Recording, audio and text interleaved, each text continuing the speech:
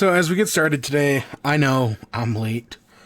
I have been so busy. So busy with so many things. And I just haven't had time. Like, I had time yesterday, but that was at like 11 o'clock. And by the time we finished, it would have been 3 a.m. And like, fuck that. So we're here, Sunday night, not ideal, but we've done it before. So we're going late tonight. I don't know, my goal is like 2 hours. I think we can knock this all out in 2 hours. And everything should be fine. We'll do the next few worlds. You know, the next like 3 or 4 worlds. I don't think we'll beat the game. You never know how long it's going to take. I was just sick like a few weeks ago, like a month ago. And now my nose is all clogged up again. For no fucking reason. Like, I just got over this shit. And here I am. Like, I don't feel sick outside of the nose thing. But the nose thing is always the first sign.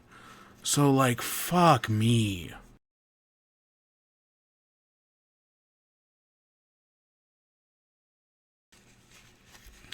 But yeah, for tonight, we got 3 news stories.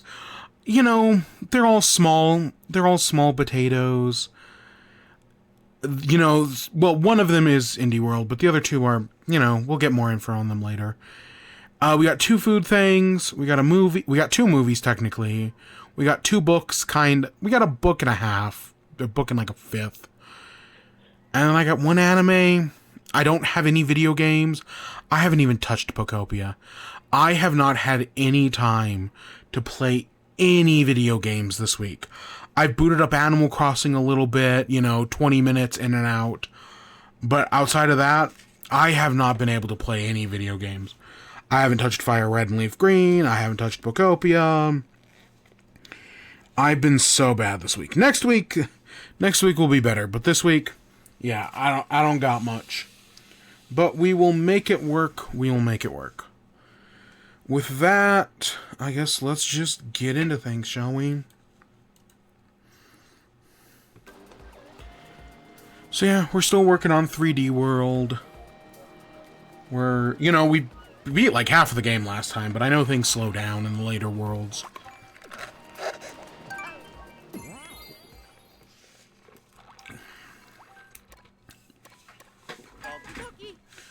I got a cherry soda. Really good cherry soda. And hey, this is a really good level. It's very simple. It's a little bit non-linear. You can kind of do it in any order.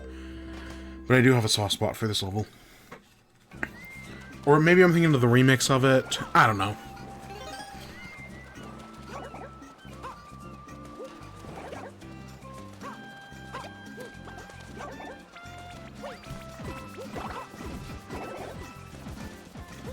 Alright.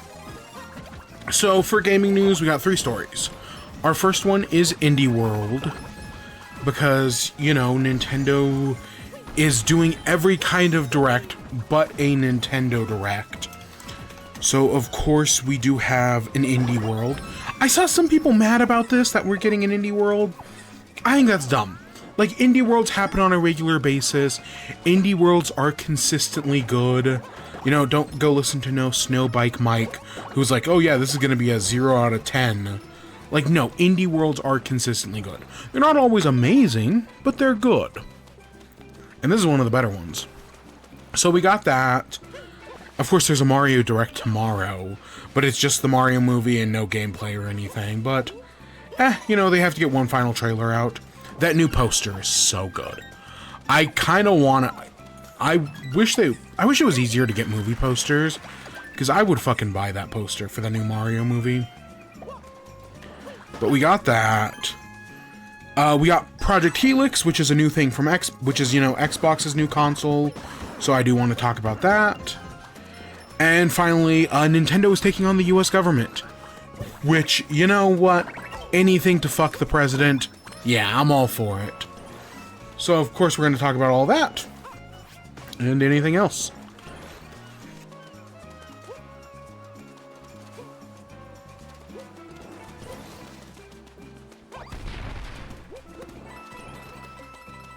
So let's start off with the Indie World. So for this Indie World, it happened on March 3rd, And it was, hey, you know, this is a quick showcase from Nintendo. I think it was like 18 minutes long. But yeah, it's an indie world. They're just, you know, yes, I know I call partner showcases contractual obligation showcases. Indie worlds technically fall into that, but it's a good chance to, you know, learn about a new game you probably didn't know about before. Because, well, yes, some of these games, you know, some of them are Switch exclusive. Most of them, though, tend to be, you know, stuff that was on Steam in some way, shape, or form, but that's always good. Of course, going into this indie world, my one big hope was Satisfactory. You know, it's funny, because I said for the partner showcase, I was like, you know what game I want? Satisfactory. But then I realized, is Satisfactory even on consoles? Like, I'm just saying Satisfactory because I think it makes sense.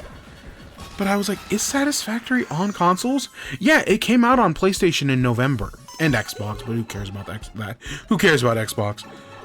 Yeah, it came out on PlayStation. I had no idea. Like, genuinely, I had no idea Satisfactory is on PlayStation.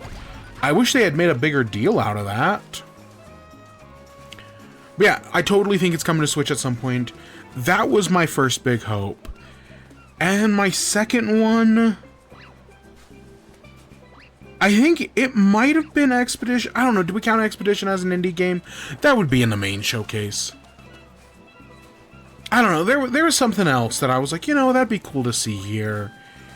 And then it didn't happen, but that's fine, you know. I think it'll happen at some point. So I'm just gonna kind of go out this in order. So the first thing we have is Dench Attack. This is a rail grinding style, like, I don't know, I saw someone compare it to like a skateboard game, but not like Tony Hawk. I'm assuming more like, you know, oh, what's that one called? Sayonara Wild Hearts? It's probably nothing like that. I don't know, this is a game that I heard about like a week or two ago through Steam Next Fest. Because the Steam Next Fest just happened. And, you know, we always get a lot of good game demos through that. And this was one of, like, the breakout ones. And, yeah, it was here at the show. And, yeah, it still looks fine. I think the Steam Next Fest demo is either still available, or they also released the Switch demo. So, either way, it is something that is worth checking out. I've heard good things. It's the type of game that I personally wouldn't be very good at. But I've heard people who played the Next Fest demo did really like it. And that comes out June 17th on, I think it's just Switch 2. I have in my notes whether it's a Switch 1 or Switch 2 game. Next up we have My Little Puppy. This is a game that is already available on Steam. And it's about, you know, you are a dog who crossed the Rainbow Bridge into the afterlife. And after, you know, many years, you pick up your owner scent again. So now you're going on a quest to find your owner and, you know, be reunited in heaven. And it's one of those games that's going to make you cry. I know for a fact.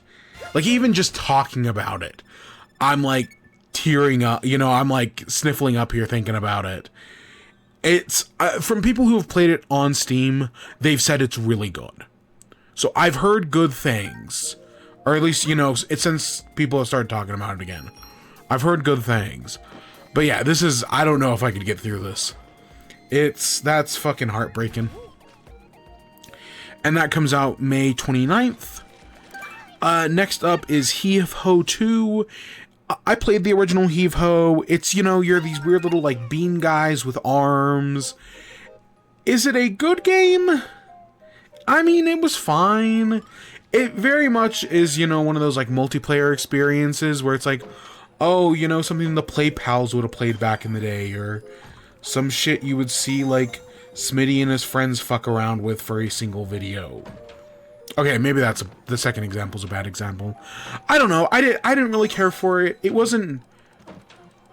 there was a similar game to it, like Pikuniku-Muku's a Pokemon. It's like Pikuniku or something like that.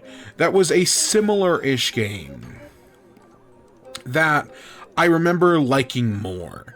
And it also kind of, like, Pikuniku was about, like, walking whereas Heave Ho was about arms. But you know, they were doing similar things. I just remember liking the other one more. But it's not like a bad game or anything. And this comes out sometime this summer. Next up, Moonlighter 2, The Endless Vault. I've never played Moonlighter. I have, to be fair, heard good things about it. I want to say Greg Miller was obsessed with it back in the day. From what I understand, it's kind of like Reciteer, where you're running a shop, and then you go into a dungeon to get items for your shop, and then you come out and, you know, use those and then sell the items at the shop. I don't know. I've heard good things about it from Greg Miller. It's one of those things that maybe one day I check out. Because I did like Reciteer back in the day. God, way back in the day. Yeah, maybe I should play Moonlighter. But yeah, we know the sequel. It's currently in early access on Steam, but it's coming out... Oh, shit. Okay, never mind. It's coming out sometime this year. So the full, you know, the full release. But yeah, currently, if you're at all curious, you can go check it out on Steam.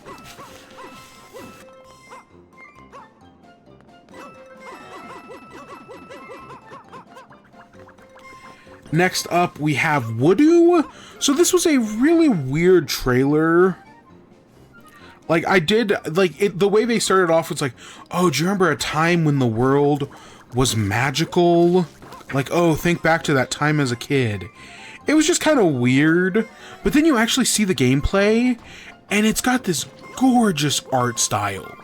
It's not, I mean, maybe it is clay, but it's very clearly like doing dioramas, like those little, it's not clay, it's wood. Those like little wooden dioramas. It's a puzzle game where you're matching up shapes to the environment. And as you match up shapes correctly, it like fills in the scene, and like the little, like you'll make like a little dog and it'll do like a little dog animation. And you make the fox and the fox is riding the dog, and you know, it's all around very cute. I don't know, it's got a great art style. And that's what I find most interesting about it. It's coming to both Switch and Switch 2. And yeah, I'm totally down for it. Like, again, it's a weird way to start off by showing the game, but like once you actually do see it, it's like, no, I get this. I get the appeal of this. This looks like it could be fun.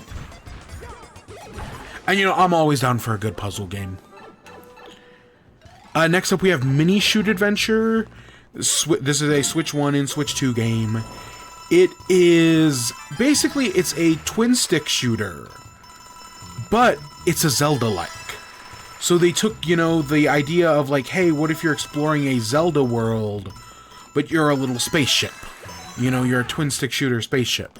And that, I'm not a fan of twin stick shooters. I'm really not. I'm not a fan of, you know, arcade style shooters either. Just never, like, I've never really been a big Galaga guy. I like Donkey Kong. I like Pac-Man. Galaga, I mean, I played Galaga, but not as much as some of the others. But no, this, honestly, it's the Zelda aspect that makes me interested in this. The rest of it, I could give or take.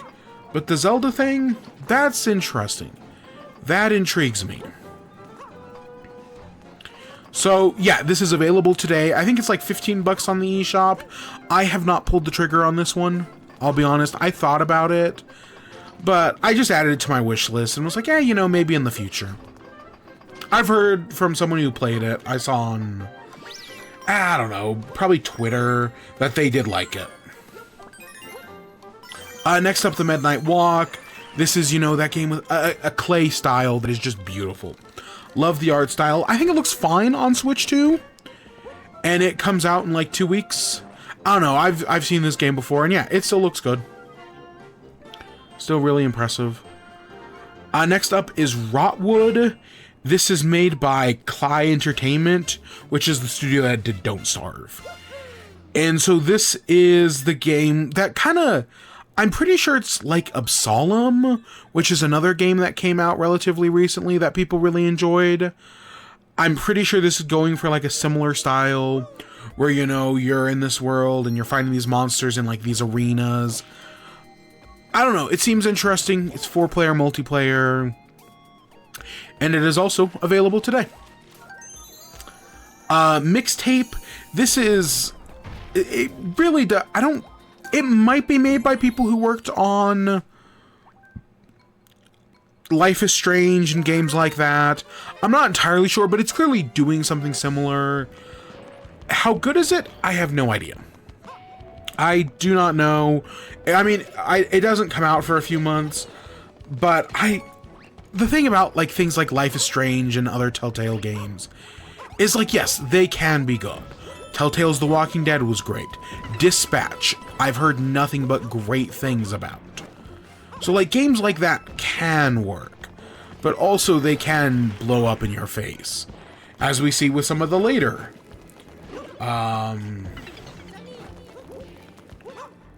Don't Starve style, or not don't, as we see from some of the later Life is Strange games.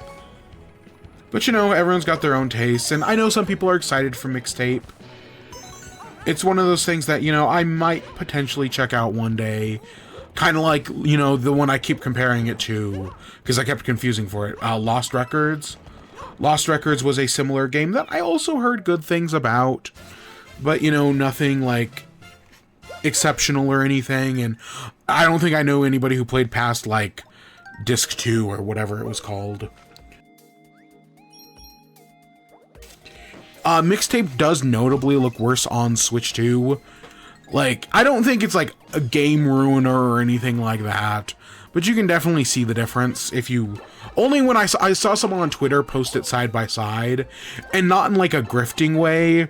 Like, there's someone who posted a screenshot of like, oh, this is this game on, you know, this is Tomb Raider on Xbox, Tomb Raider on PlayStation, and Tomb Raider on Switch.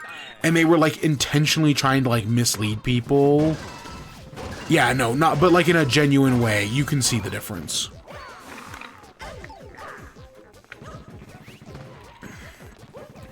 Next up is Blighted. This is from the creators of Guacamelee and Nobody Saves the World.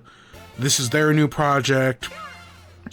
I played Guacamelee. It's a decent Metroidvania. Never played the sequel.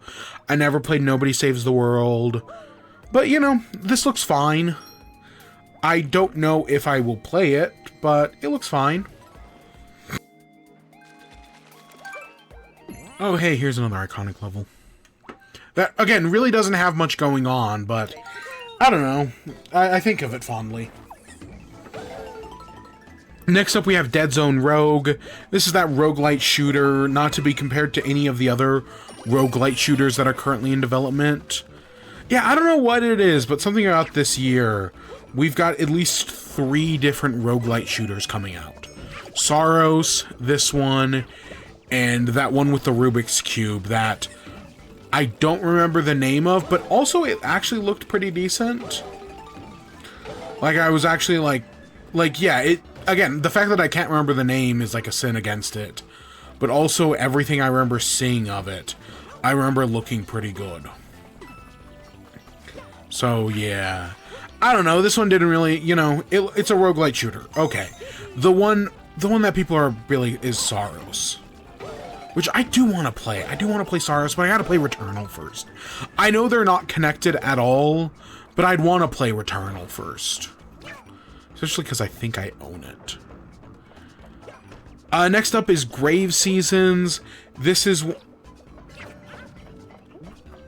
Nope. Grave Season is, you know, survival crafting game.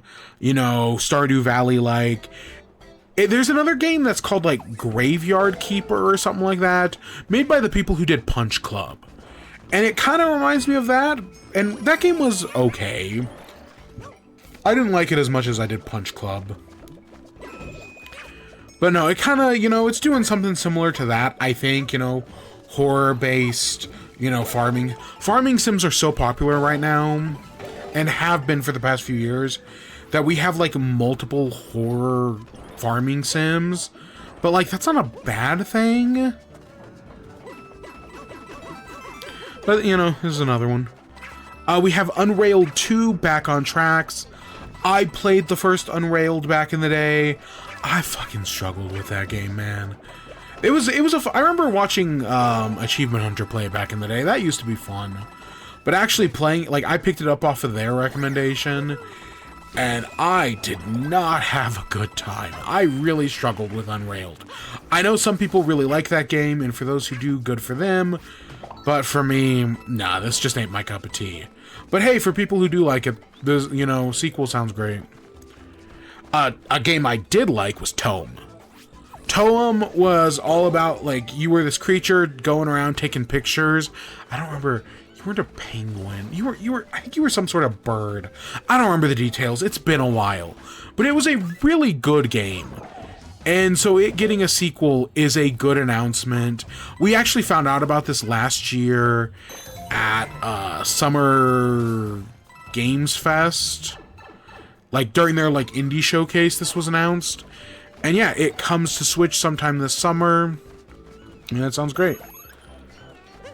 Next up is Inkobini, One Store Mini Stories. This is a Switch and Switch 2 game where you're running a convenience store, but it's kind of doing that like coffee talk thing, where as people come in, they have like their own little stories that you learn about day in and day out. I don't know, I guess, again, listening to Greg Miller talk about it, he had played the demo of this like a year or two ago, and he really liked the demo. So yeah, this might be good. I don't know, I don't really have much of a basis. This doesn't look like, there's a lot of like simulator games going on right now. This doesn't look like a supermarket sim, like one of those like asset flips that are quickly thrown together. No, this looks like an actual game. You know, this isn't one of those things that like Smitty or the Game Grumps would play. Oh my gosh. So I haven't watched Game Grumps in years, but I saw a clip on TikTok. This is probably a while ago. That was them playing Supermarket Simulator and talking about the micro-penising chamber. Genuinely one of the funniest Game Grumps bit I've seen in so long. Oh my gosh, that was so fucking funny. I don't know why this just suddenly made me think of that.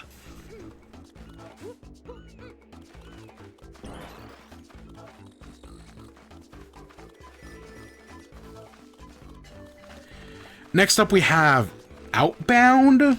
Oh, what the fuck was this? Outbound. Let me Google this one. Come on. Outbound. Oh, this is, you're driving like a Volkswagen Volkswagen van, and you're taking it across the country. And it's a game like Raft, but you're, you know, instead of you being on a raft, you're on like a Volkswagen.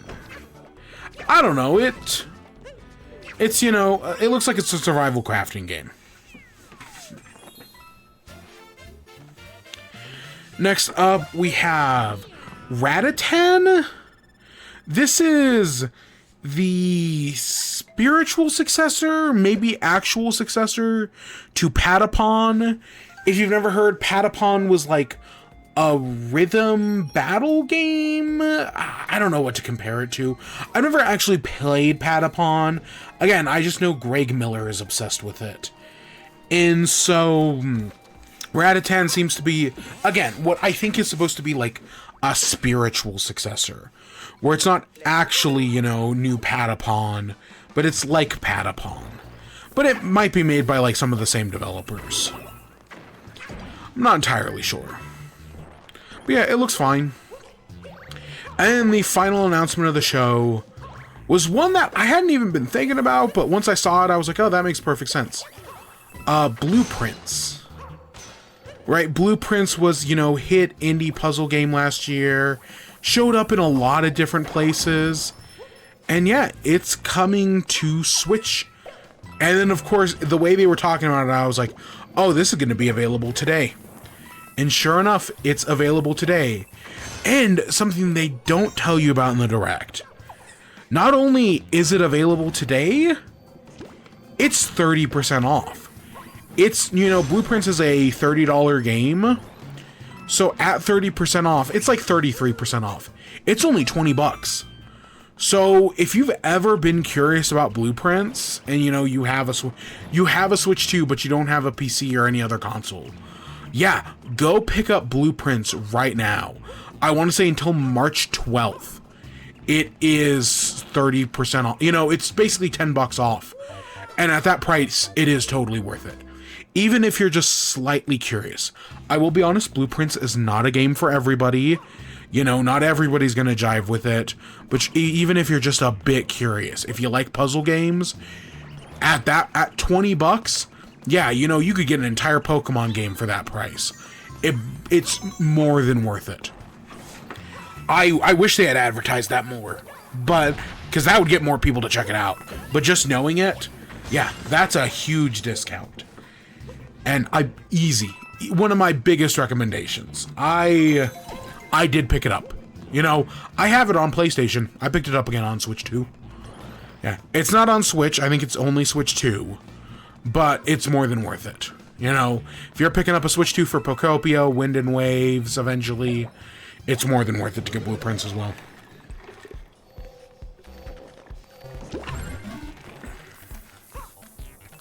So yeah, there's an easy recommendation. Now, one of the things with Indie Worlds is if you've ever watched one of these showcases, there are usually some games in the Indie World showcases that are only in the Japanese versions.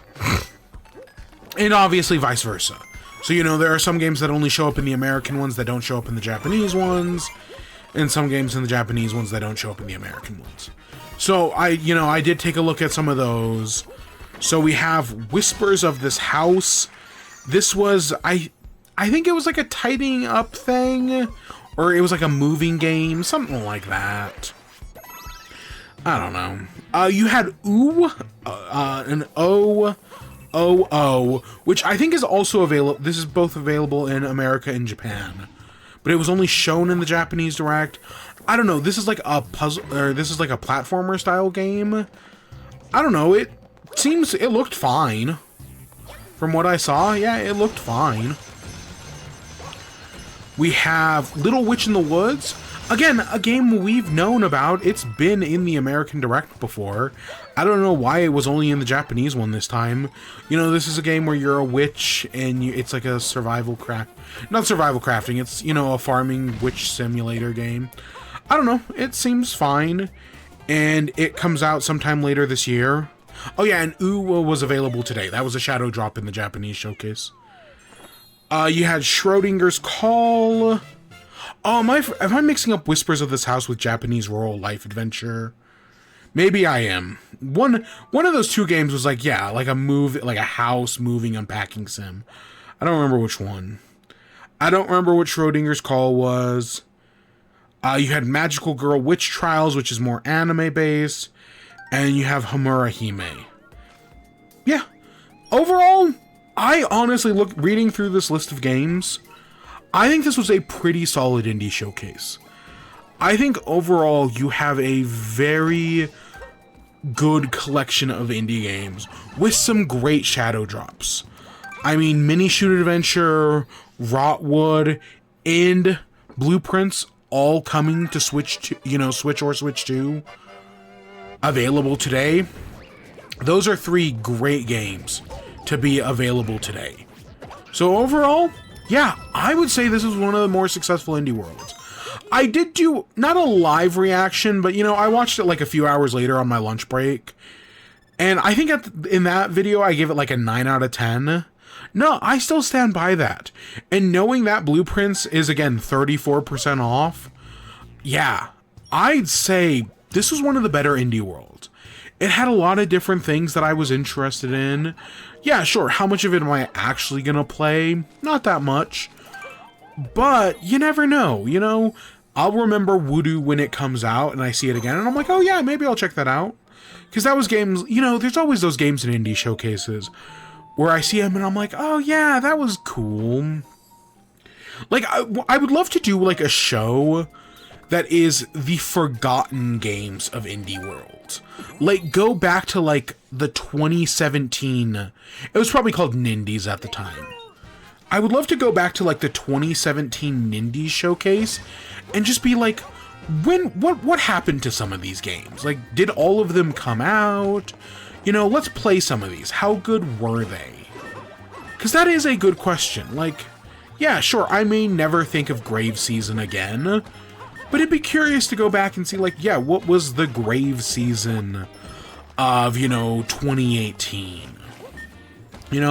Whatever happened to that, whatever happened at the end of The Long Waiting, that game where you had to wait 400 days to beat. Like, whatever happened at the end of that game?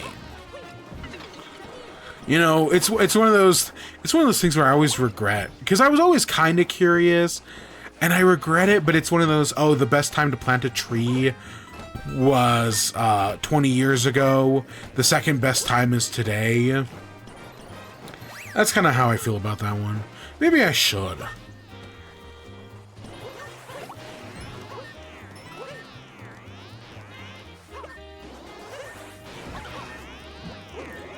What was it called? It was like The Long Wait or something like that.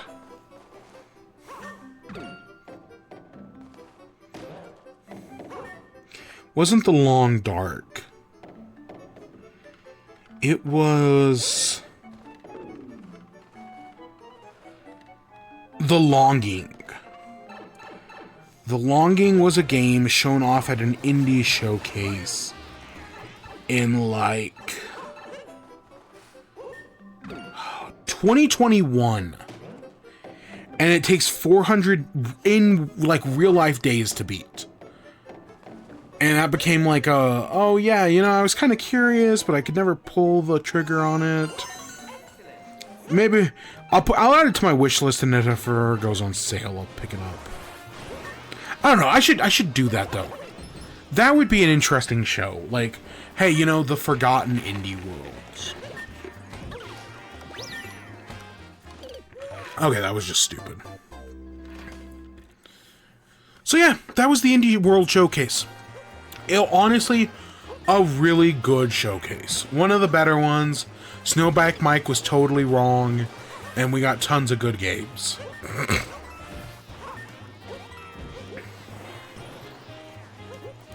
So let's move on to our next topic, which is Project Helix.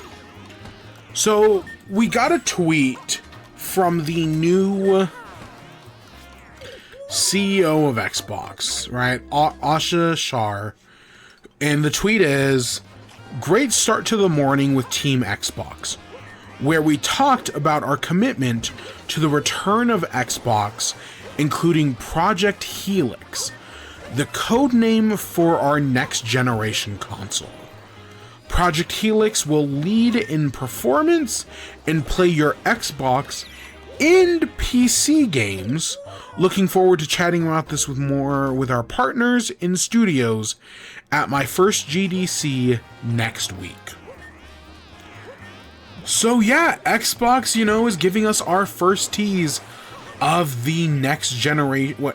It's the 11th generation of consoles. I mean, again, technically Switch 2 is that already, kind of, by technical terms. Whatever this next generation of consoles is, it would be that 11, 12, or whatever. I wanna, it might be 10. I don't know, console generations are just kind of dumb to begin with. But, so this is the tweet. And I'm not gonna pull a Dreamcast guy and be like, oh, the Project Helix already sounds terrible. Is this the end of Xbox? Like, no, I'm not gonna pull that. In fact, I'm going to say the opposite. I think this makes perfect sense. I know some people... There's been a lot of controversy in the gaming industry right now.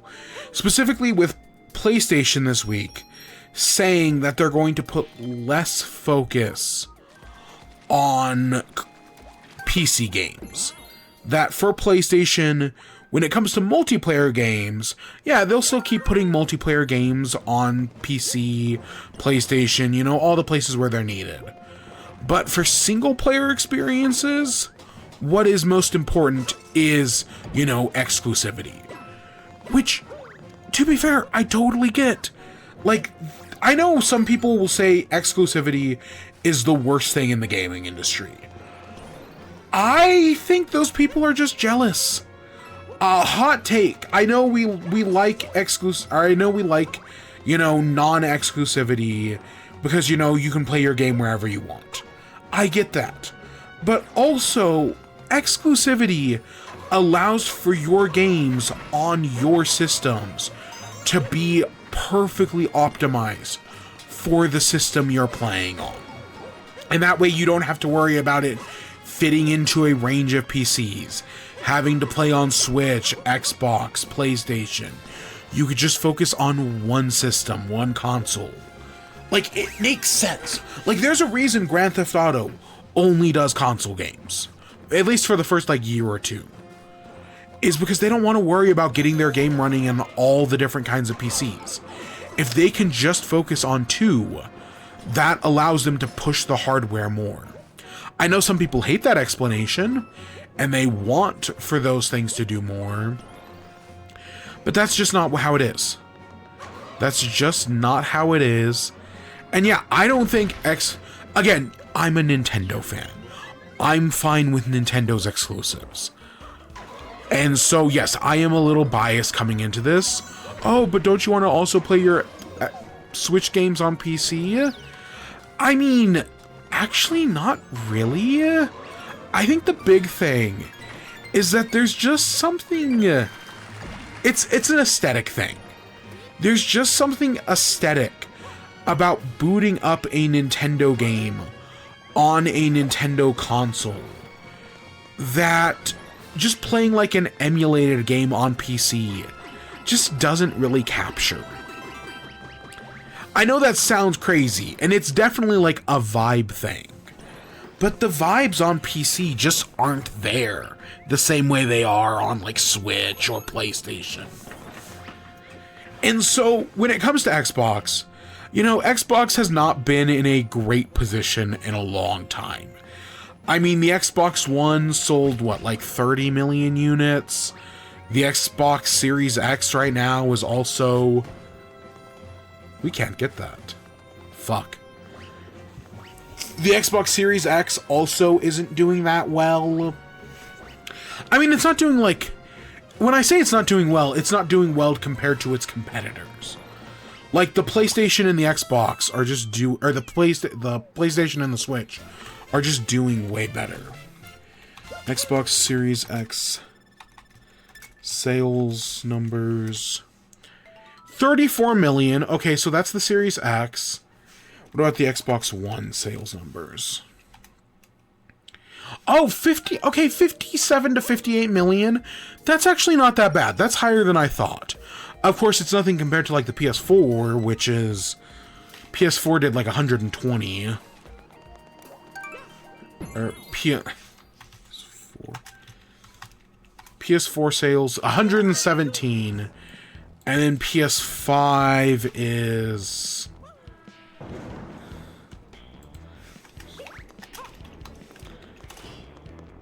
is 84. So yeah, it's basically double the PlayStation.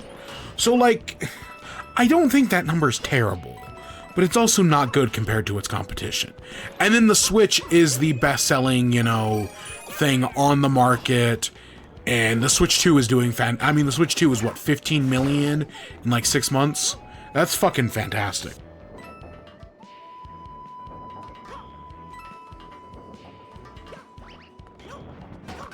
So yeah, Xbox coming out with their new thing, because, well, you know, PlayStation said that it looks like they might wait a little longer on the PS6. That, you know, the original plan for the PS6 to be in like a year or two. No, they're probably going to push it closer to 2030. And Xbox would presumably be doing the same thing? Again, some of this depends on, you know, how far the AI market's going to crash. Because it's going to crash, it's just a matter of when and for how much.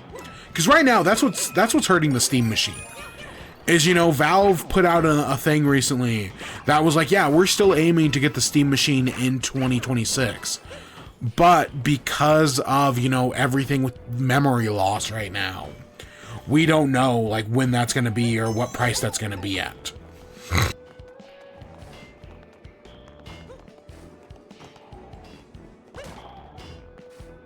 Now, I have seen some people say that because of memory loss, this new Xbox could potentially cost upwards of, you know, $1,200.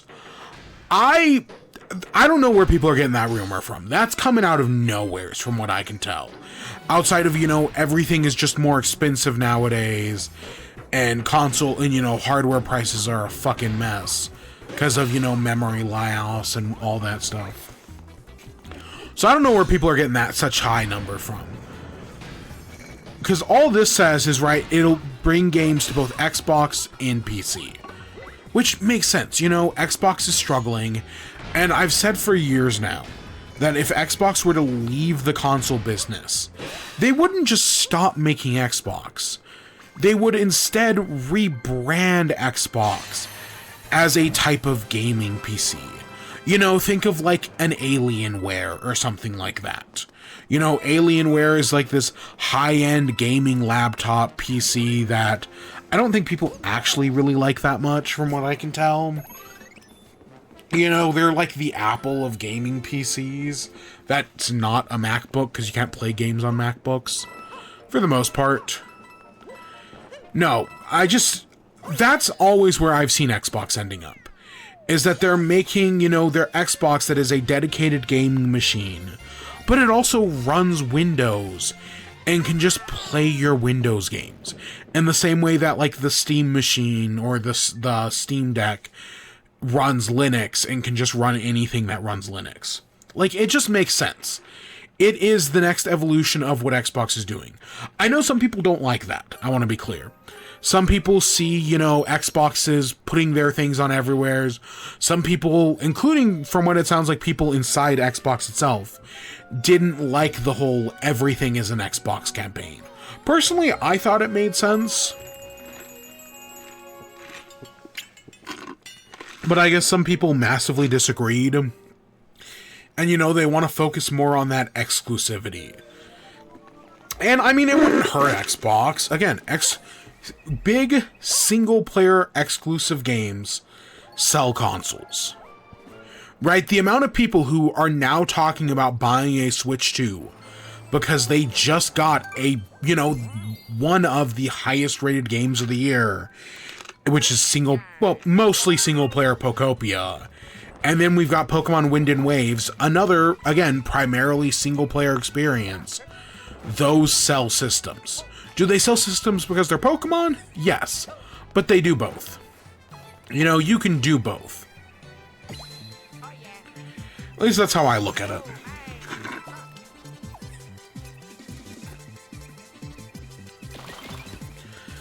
But yeah, my guess, the whole reason why we're getting all this information about Project Helix, or at least just knowing that it exists, is because GDC is next week.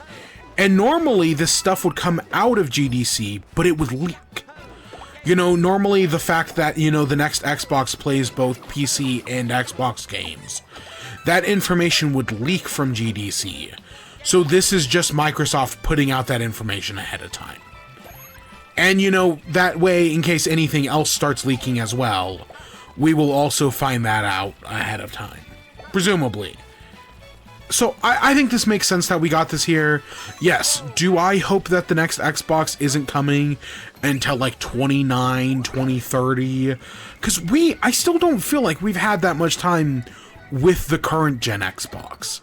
I mean, yes, it's been, you know, it's coming up on 6 years. It'll be 6 years in, like, November. That still does not feel like that much time.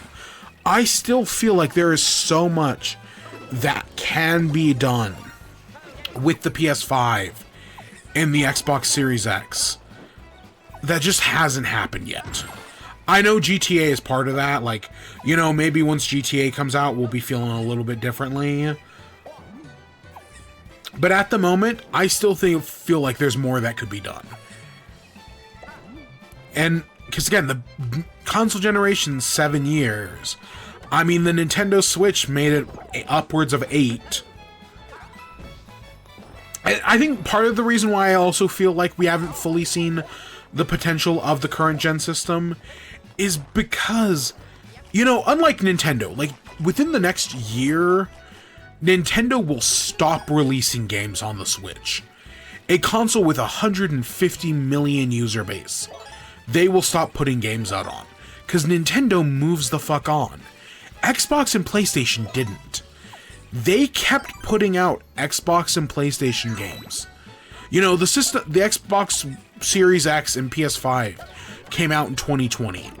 They were putting out Xbox One and PS4 games in like 2023. That's the problem.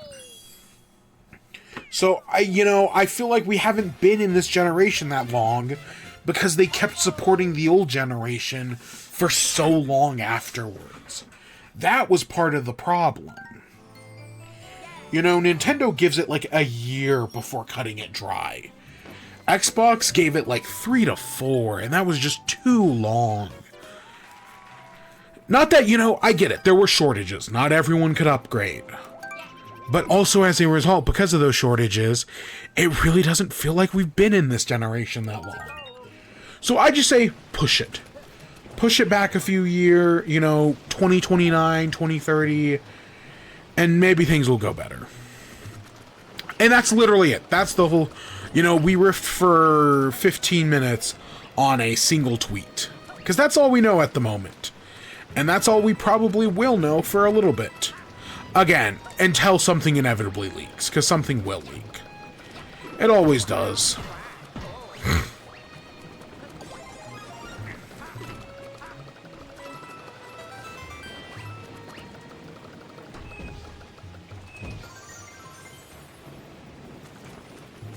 Alright, let's talk about Nintendo suing the US government. So, it came out on probably Friday, Thursday night, Friday, let's just say Friday, that, hey, Nintendo is going to be suing the US government over the tariffs that were just ruled unconstitutional by the US Supreme Court. So this comes from the website Aftermath, and all the reporting comes from them and the information they dug up. That Nintendo of America is suing the United States government over the sweeping tariffs President Donald Trump put in place next year. Now, I want to be clear. Nintendo is not the only company suing the US government. There are over 1,000 other companies that will also be suing the US government for the same thing. Claiming that, since Trump's tariffs were ruled illegal, they're entitled to get their money back. And so Nintendo of America's lawsuit is largely targeting a refund on previously imposed tariffs that the U.S. Supreme Court struck down, and these actions concern the defendants' This action concerns defendants' initiation and administration of unlawful trade, measures that to date resulted in the collection of more than $200 billion in tariffs and imports from nearly all countries, lawyers wrote in the complaints. So normally, I think of that Wreck-It Ralph clip where it's like, oh, I'm bad and that's okay. Just because I'm bad doesn't mean that I can't, do this thing. Whatever the quote is. I almost thought about making that video. But this is literally, people are mad at Nintendo for their, capitalism right now. That Nintendo is at least partially embracing capitalism. I mean, they haven't gone full microtransactions and loot boxes. But they're, everything is expensive right now at Nintendo. And part of that is Donald Trump's fault. Donald Trump initiated these tariffs, and every gaming company, Nintendo included, but also PlayStation and Xbox, had to raise the prices of their devices in order to meet these tariffs. Yeah, no, it's not. I hate to be on the company's side here. This is not their fault. This is the president's fault. Now, what becomes their fault is when the government, now that these tariffs are, at least some of these tariffs are ruled illegal.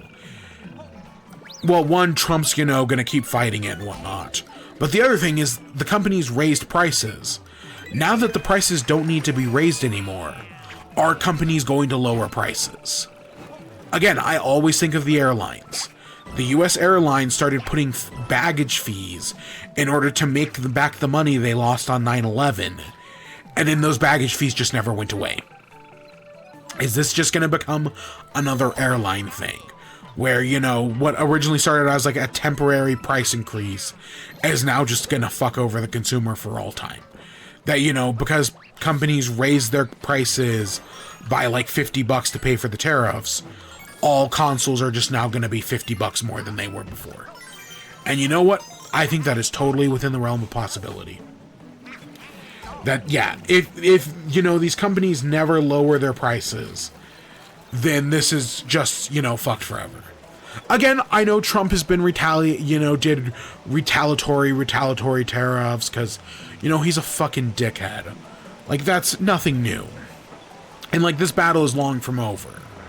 But one way or another, it will end. And when it ends, you know, things probably aren't going to go back to the way they were before. And at that point, it becomes fuck these companies.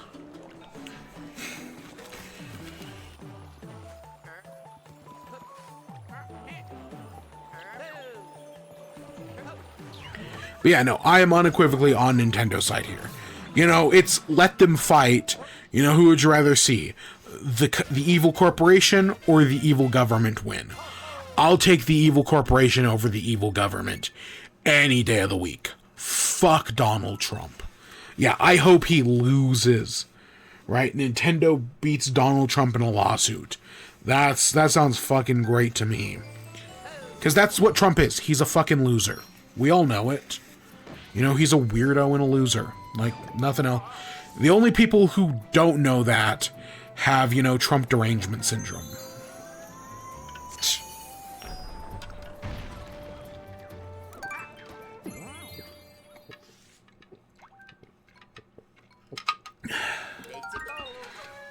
And yeah, that's the whole story, you know.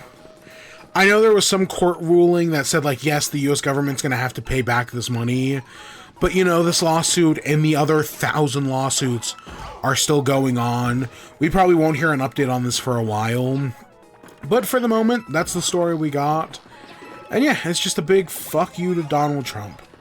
Which, love that.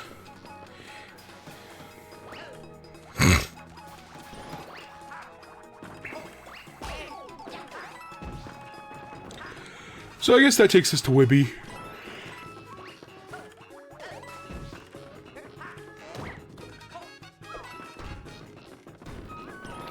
So for WIBE, we got two food things. We got a Taco Bell, and we have a Sonic Burger thing. So I'll talk about both of those. And then we have a movie. I saw Hoppers, you know, I named the episode after it. I saw Disney's new Hopper, or Pixar's new Hoppers movie. I liked it, spoiler alert. And then, last week I was talking about how I was reading The Martian. I finished The Martian. You know, I didn't have time to play video games, but I had time to finish The Martian. It's actually not that long of a book. It's way shorter than I thought it was. Still like 10 hours. But that's, you know, 10 hours shorter than I thought it was. But we'll talk about that. I also watched the movie. I did. And then we have Artemis, you know, the third Andy Weir book. I started it, but I've just been so busy. I mean, I'll talk about it real quick. There's one specific thing I want to talk about. So I'll mention it real quick. I probably should just fucking restart it. I've been so fucking out of the loop with it. And then we got one anime, and then anything else miscellaneous. You know, maybe we'll mention Animal Crossing or something. I don't know. We'll see. Again, at most we'll go for like another hour. At most.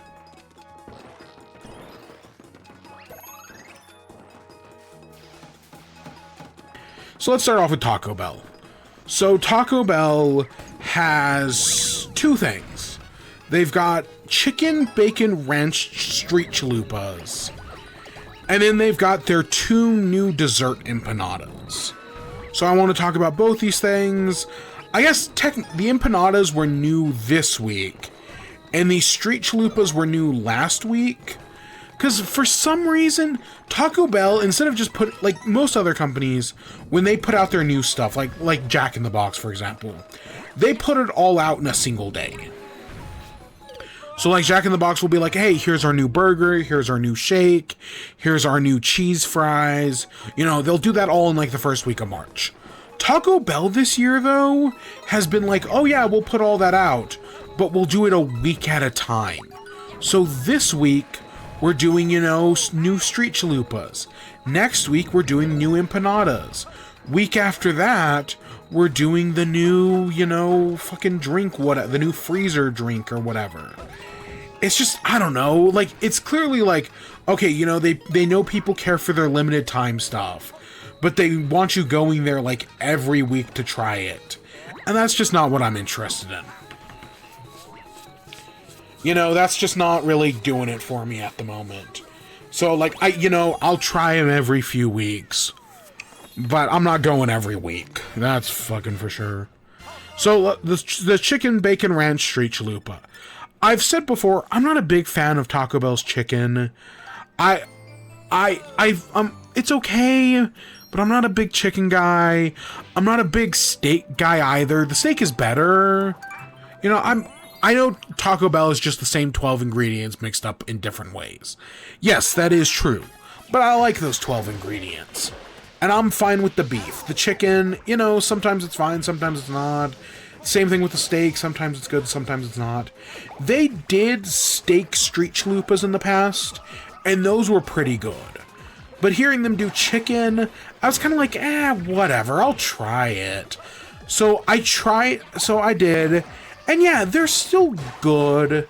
The chicken, it's whatever. I'd probably prefer it with steak, or maybe even like, you know, the vegan version with potatoes.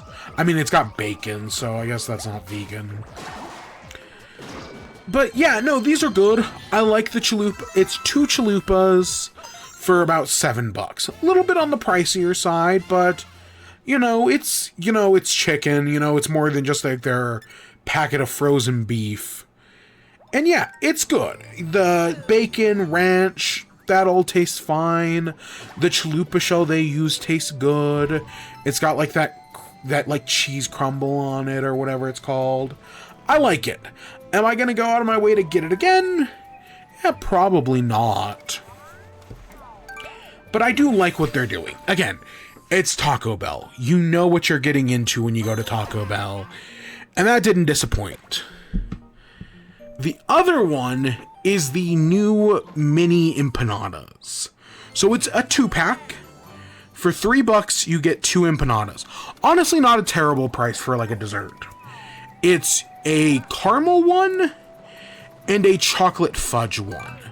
Now, they previously did the apple pie empanada, which I did actually I did not have the apple empanada back in, the 90s, the 2000s, whenever it was. I don't remember having that. But I liked the apple pie empanada. Yes, the apple pie flavoring was a little weird, like the caramel was a little weird, but I still overall liked it.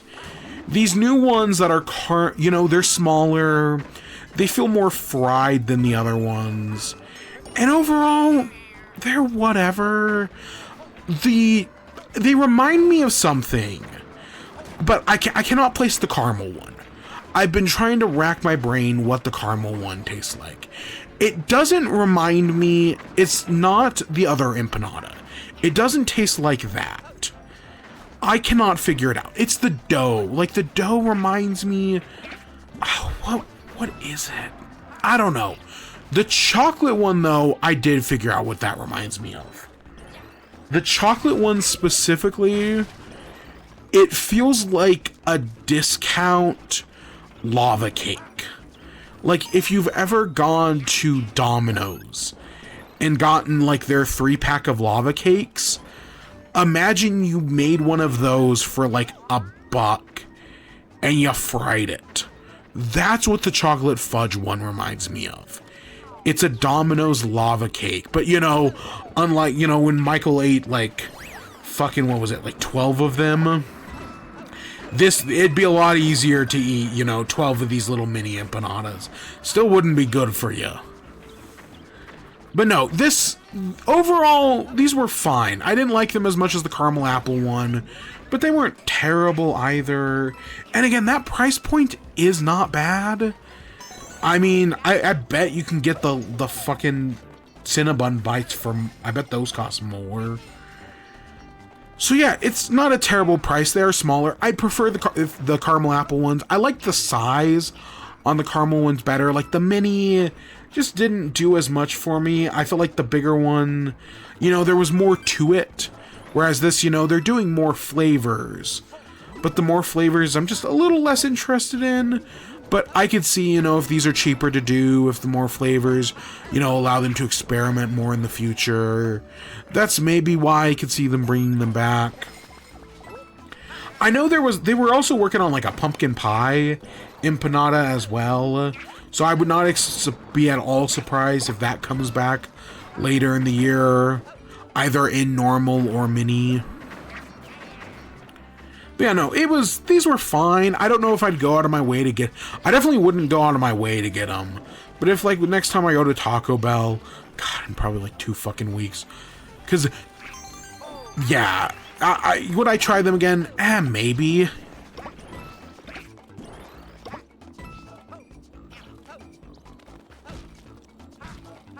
Cause the other thing about Taco Bell that I haven't really talked about is, so this upcoming Tuesday, it is Taco Bell's Live Más Live event. So if you don't know, unlike other fast food chains, where they're just like, hey, yeah, here's an email saying that we'll be releasing the Big Arch Burger March 3rd or whatever, Taco Bell does like a whole event. They rent out like, kind of like E3. Taco Bell does their own E3 style event where they announce like, hey, here's everything we are currently testing out in our test kitchen. Not everything will be a real product. Some of it is just testing, but it's all things that could potentially come. Some things that they do confirm, like Baja Midnight. Baja Midnight was something that, was in their test kitchen that they eventually released, in like August last year. Bringing back things like the caramel apple empanada. I want to say the street chalupas were also a Live Más Live thing. But yeah, last year at Live Más Live, they announced like 20 things. At most of which, again, we've seen like 3 of. But they're Taco Bell. They're always testing. They're always experimenting. And it's a surprising amount of transparency for a company.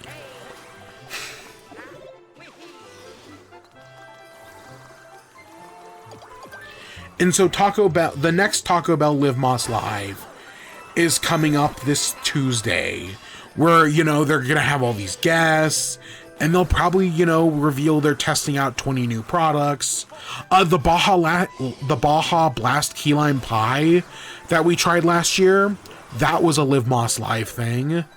And so, yeah, I do fully expect we'll get more Live Más Live stuff here. We'll find out what new products are coming. If I remember correctly, the big one from last year, I know the Taco Dia was one of them, which the Taco Dia did come out. I think. Maybe that was the poblano peppers, that was the Taco Dia. But they were testing out, like, a cheese tortilla shell, where it was like a tortilla made entirely out of cheese. I know that was, like, the big one they toted at the end of last year's show. So I would not at all be surprised if we see that again this year. And we finally get like, hey, here's the official reveal, or here's the official release for the... It wasn't like Cheesadilla. It was like queso something. It was the queso Rita, maybe? I don't know. It was something like that. I would not at all be surprised if we see that come back. But I guess that's the only, like, prediction I have for Live Más Live. I do expect there to be, plenty of other things. They did that whole Taco Bell Cantina thing. That whole drink thing that they'll probably bring back as well. That's another one I would not be surprised at all to see again. Ah, shit. So, yeah. Well, of course, that will be it's the one time, usually we only talk about, like, these fast food things during the WIBE part. The Taco Bell Live Moss Live is the one time it's a news story. So do expect that to be a news story next week. So that's the first food thing. The second food thing is I went to Sonic Burger. As I've talked in the past, I don't care for burgers at Sonic Burger, but I like their drinks. And for St. Patrick's Day, instead of doing like a mint shake or anything like that, they're doing a green apple sour Shamrock slush. So this is a green apple slush. It's got whipped cream on top. It's got like popping candies. It's not Pop Rocks. They're like these golden little like popping candies.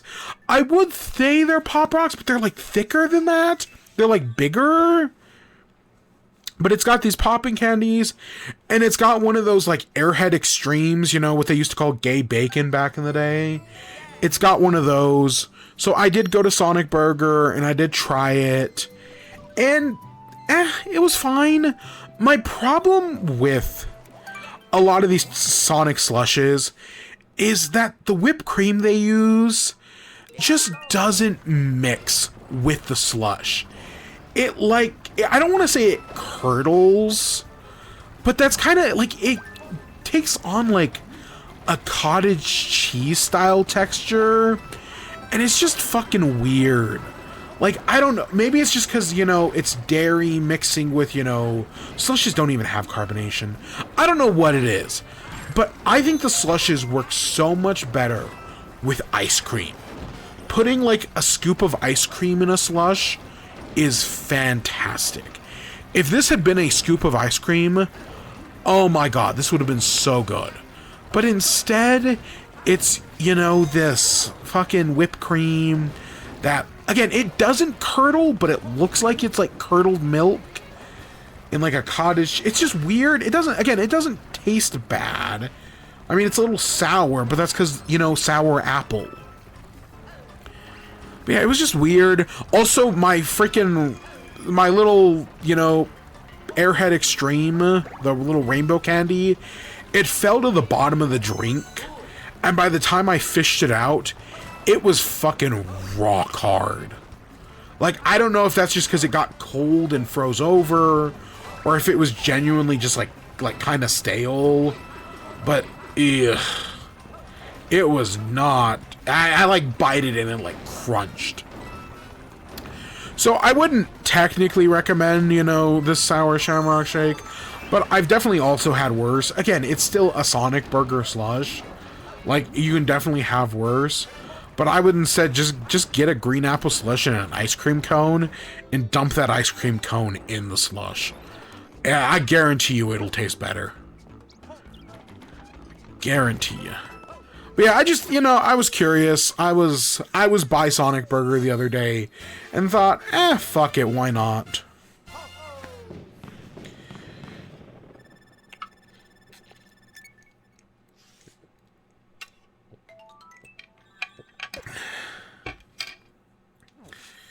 Alright, let me blow.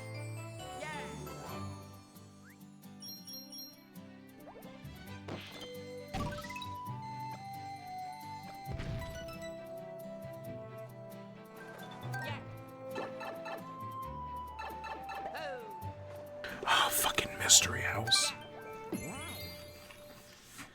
my gosh. Man, why did I have to get sick again? Fucking... I don't even know who gave it to... Like, yes, I've had plenty of coworkers be sick these past few weeks. Like, you know, somebody gave it to me at work. And then I definitely gave it to other people. But it, like, spread around. It kind of... You know, I thought everything had kind of ran its course. So, like, what the fuck do I have now? I have no idea. But I'll fucking figure it out. God damn it. At least this isn't, like, a busy week. You know? Like, I just got through the busy week. If I miss any day this week, it's fucking whatever. You know, I've got the days off. I've got the sick days. Next week, it'd be a problem. Or last week, but this week, Alright, let's talk about Hoppers. So this is the new Pixar movie that's all about, you know, they if you see in the trailers, they're like, oh, it's like Avatar, where the girl puts her mind in the body of a robotic beaver. And then, you know, she integrates into beaver society. But then, oops, she accidentally started an animal uprising. So, you know, people always complain that, oh, there's no original movies nowadays. Pixar has put out 2 original movies back to back. And it seems like people just aren't watching them. So, like, shut the fuck up. There are plenty of original movies. You just aren't seeing them. We need a... So, recently in the gaming industry, someone created the term gun and ball gamer, which is someone who, you know, only plays sports games and shooter games, and yet complains that video games suck nowadays. We need that, but for movies. You know, the movie equivalent, like someone who only watches, like, big blockbusters, and yet complains that movies aren't original anymore. We need a good... What's a good ball in... I don't want to say, like, a Marvel stan. Like, that's... I think that's underselling it. But yeah, we definitely need... Like, movies also have gun and ball gamers. They're just not called gun and ball gamers. But no, Hoppers is an original idea... And, boy, I had heard going into this that this movie was unhinged. Like, that's the descriptor I had heard to describe it. And yeah, that's pretty accurate. This movie can be pretty unhinged. It, like, yes, you start off with the basic premise of girl becomes beaver, and then gets into, like, wacky adventures. But it, like, goes beyond that, like, outside of, like, the just, like, oh, her starting an animal rebellion. Like, it goes even farther than that. It goes to places. It keeps escalating. Like, right when you think, like, oh, that's the craziest thing this movie's done. It, like, ups the ante even more. And yeah, it's crazy. It is a crazy movie. But that's, like, a good thing. I really enjoyed that. I watched Shay Frillis's video on it. And in his, he describes it as the most Pixar-like, or the most DreamWorks-like a Pixar movie has ever felt. You know, this is a Pixar movie that feels like a DreamWorks movie. You know, like your Madagascars, your Over the Hedges, your third example here. And yeah, that's I think a great comparison for this movie. Is that this feels like Disney made a DreamWorks movie. And to that end, I think this does a great job at it. I genuinely think that, like, as, you know, a Pixar doing a DreamWorks, this is great. Like, yes, we've seen something similar in Over the Hedge, where the animals, you know, steal from the humans to, you know, build up their food supply, then you get the whole lie revealed thing, which does not happen in this movie, surprisingly. Like, they set it up, and then they just never do it, because the movie doesn't need to. But yeah, the movie's unhinged, it goes crazy, but it's a lot of fun. Some good twists and turns. There's a certain moment that, again, I'm not, without getting into spoilers, there's a certain moment where it's like, oh, something crazy happens, and after that, the movie just goes off the wall. And it goes places, and yeah, I really enjoyed it.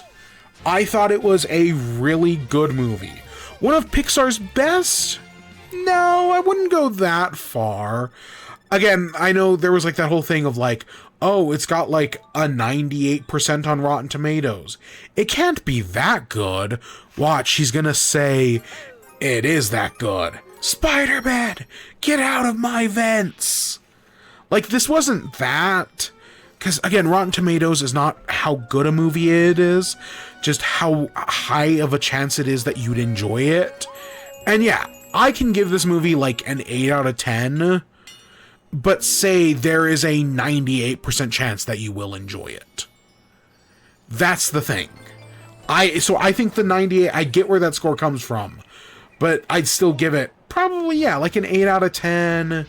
Maybe a 9, I don't know. Maybe if I see it again, I'd give it a 9. There is so the movie, you know, it's obviously an environmentalist movie. And towards that end, it like starts off with like, okay, the main character cares a lot about the environment. And then it kind of forgets it's an environmentalist movie for a little bit.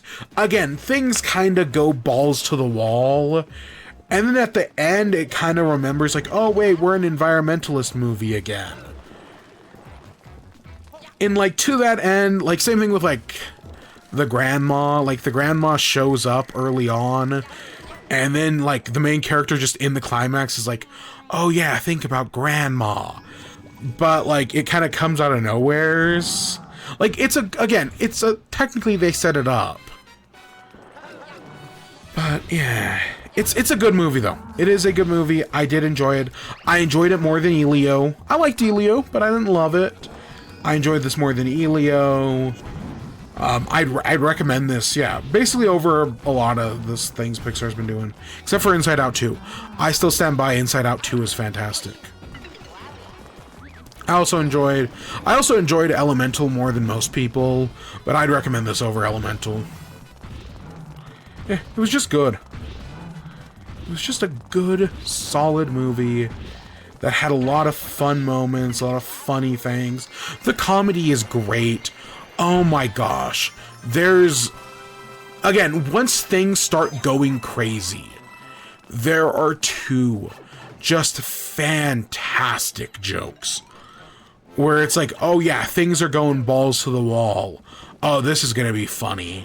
And it just stands and delivers. And you get just some hilarious, again, more visual punchlines.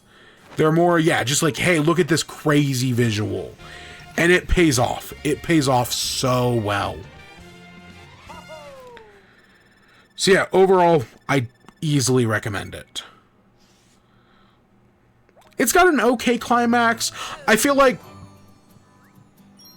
spoiler or not spoiler, the Wild Robot did something similar, but I liked the Wild Robot's climax more. I just feel like the Wild Robot did it stronger.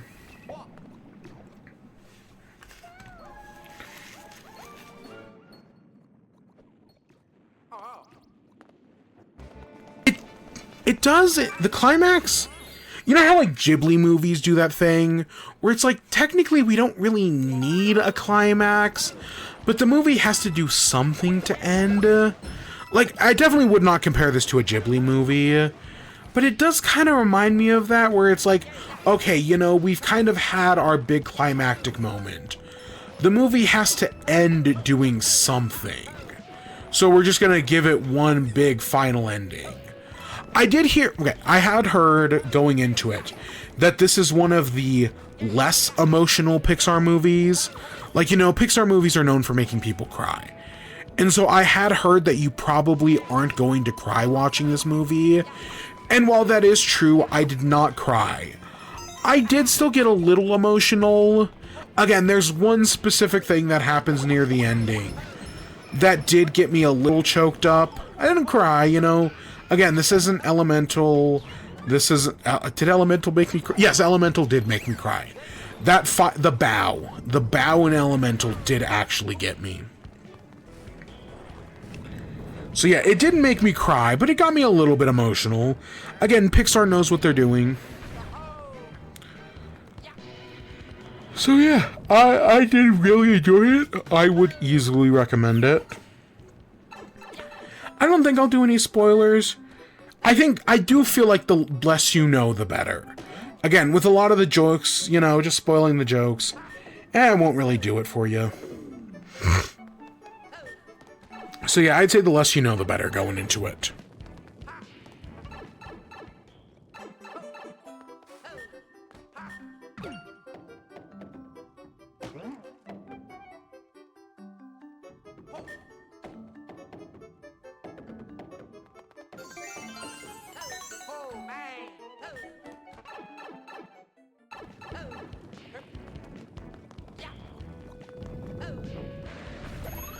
Alright, so last week I had talked about The Martian. And I had read The Martian, the book, before. I had seen the Mark Damon movie. And so going into The Martian again, I was like, okay, you know, I'll get right back to it. It is interesting. I saw a TikTok Because, okay, last week when I talked about The Martian and Project Hail Mary, I mentioned that what I like about Andy Weir's writing is that I feel like he makes the science approachable in a way that even if you don't know anything about science, you can still more or less understand what's going on in the book. Like, he does a good job at explaining things. And then I saw a TikTok earlier this week, after I had finished The Martian, that was complaining about the exact opposite, that their problem with Andy Weir books is that they put in a lot of the science and they just don't understand any of it, and that's like a bad thing with the book. And I mean, I disagree, but I call myself an idiot. I mean, maybe I'm not, or at least not as dumb as, I say I am. Maybe that's the thing. Because, yeah, I find Andy Weir's work very approachable and very good at explaining its subject matter. But maybe I'm alone in that? Maybe other people, don't?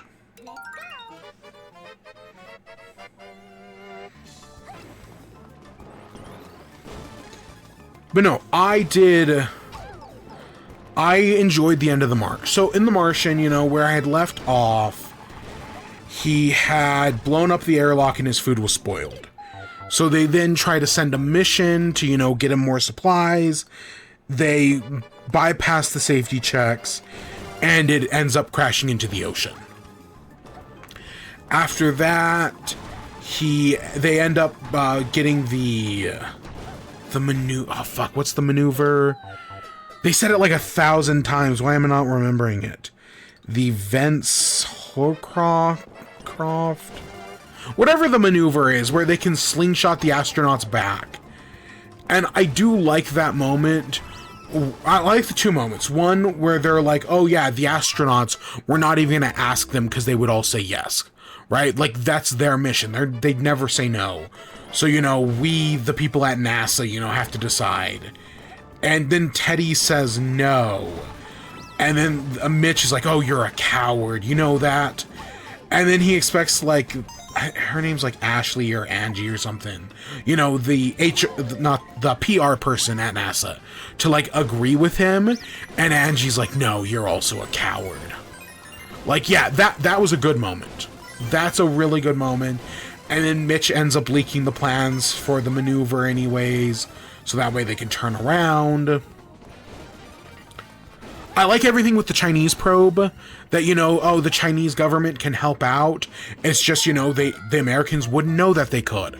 And then even after the mission's a success, there's going to be a Chinese astronaut on Ares 5. The head of the Chinese Space Administration, or, at least the one that's talking to Teddy or any of the others, is like, yes, while we get a Chinese person on mission Ares 5, the probe that we were originally going to send out will never go to space. Like, that project will forever never happen because of the decisions we made. All that science lost. And that was a good moment. I do like that. They address that in the book. He loses connection to humanity, that because of he accidentally, like, screws up and he makes like a circuit with his drill and it ends up frying the probe.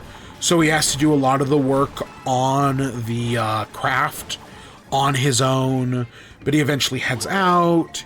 He gets around the sandstorm, which, again, it's one of those things where it's like the science is explained, where he, like, tries to, like, circle around the sandstorm, but he's, like, placing markers so that way he can try to figure out, like, how big it is and how he could get around, how much work he's going to have to do to get around it.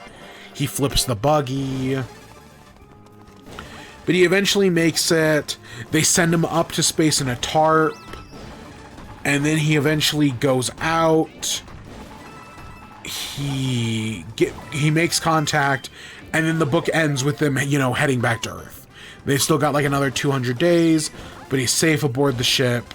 All's well that ends well.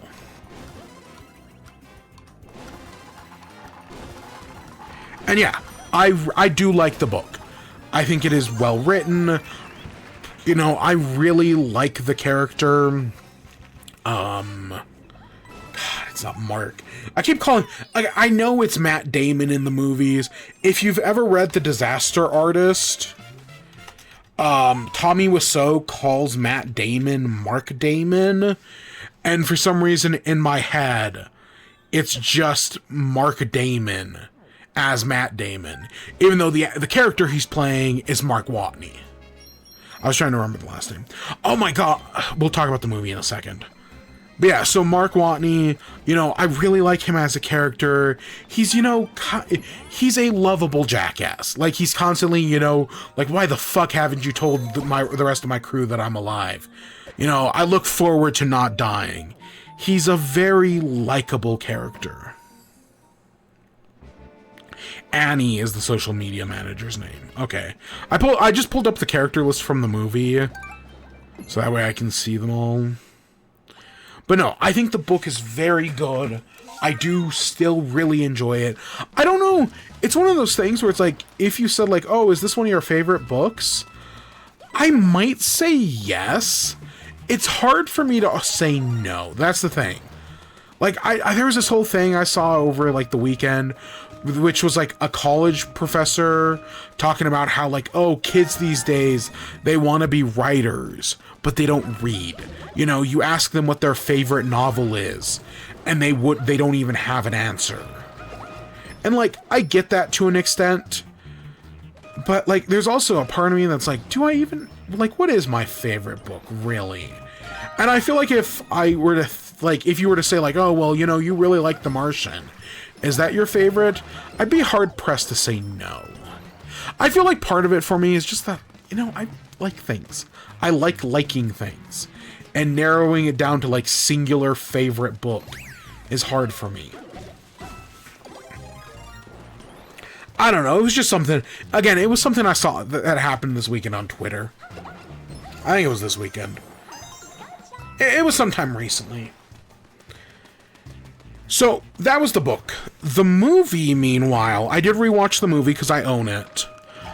I forgot how stacked the cast in the movie is.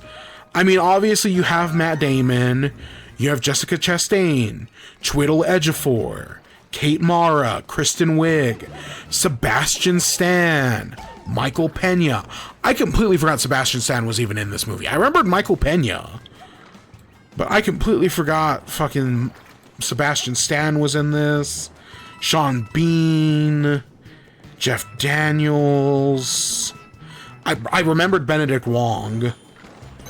Yeah, this movie's got a stacked fucking cast, and they're all great. Donald Glover's in this.